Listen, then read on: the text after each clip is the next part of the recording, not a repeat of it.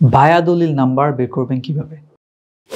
আমরা বিভিন্নভাবে আলোচনা করেছিলাম যে আপনি যখন কোনো জমি ক্রয় করবেন কারো কাছ থেকে, তখন যার কাছ থেকে ক্রয় করবেন অর্থাৎ বিক্রেতার যে মূল দলিলটি রয়েছে সেই দলিলটি দেখে জমি ক্রয় করবেন না।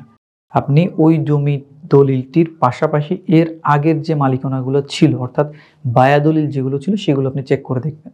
অর্থাৎ আপনি যার কাছ থেকে ক্রয় করতেছেন সে যে বৈধ মালিক, তার কাগজপত্র যে ওকে আছে, সেটা আপনি শুধুমাত্র তার দলিল দেখে বুঝতে পারবেন না, তার আগের দলিলগুলো আপনাকে দেখতে হবে।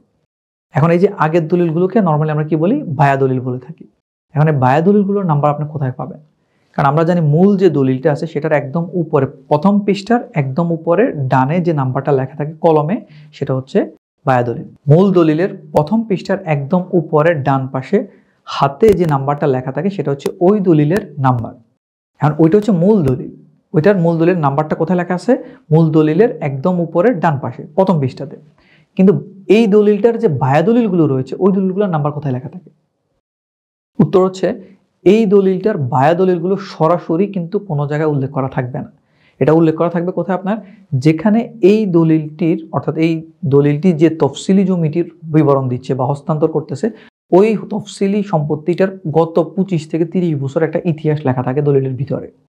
আপনি যখন ওই ইতিহাসের মধ্যে যাবেন তখন দেখতে পারবেন এই যে জমির এই দলিলের মাধ্যমে যে একটা মালিক হলো, যে হয়তো আপনার কাছে বিক্রি করবে কথার কথা, বা আপনি ধরেন এই দলিলের মালিক, এই দলিল মূলে মালিক। এখন আপনি কিভাবে মালিক হলেন, এর আগে জমিটার কে মালিক ছিল, এই পুরো বিবরণটা কিন্তু 25 থেকে 30 বছর বিবরণ ভিতরে দেওয়া থাকবে। ওই বিবরণের মধ্যেই লেখা থাকবে যে জমিটি কার ছিল।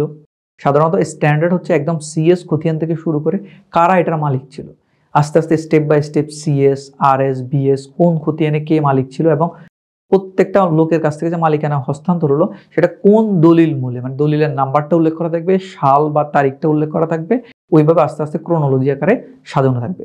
ওইখানেই আপনি মূলত পাবেন যে বায়া দলিলগুলোর নাম্বার। ওইখানে দলিলের নাম্বার উল্লেখ করা থাকবে, দলিলটা কোন সাব রেজিস্ট্রি অফিসে রেজিস্টার্ড হয়েছিল সেটা উল্লেখ করা থাকবে এবং দাতা গ্রহীতার নামও উল্লেখ করা থাকবে। ইভেন সম্পত্তির পরিমাণ উল্লেখ করা থাকবে যে কতটুকু সম্পত্তি ওইখানে হস্তান্তর হয়েছিল।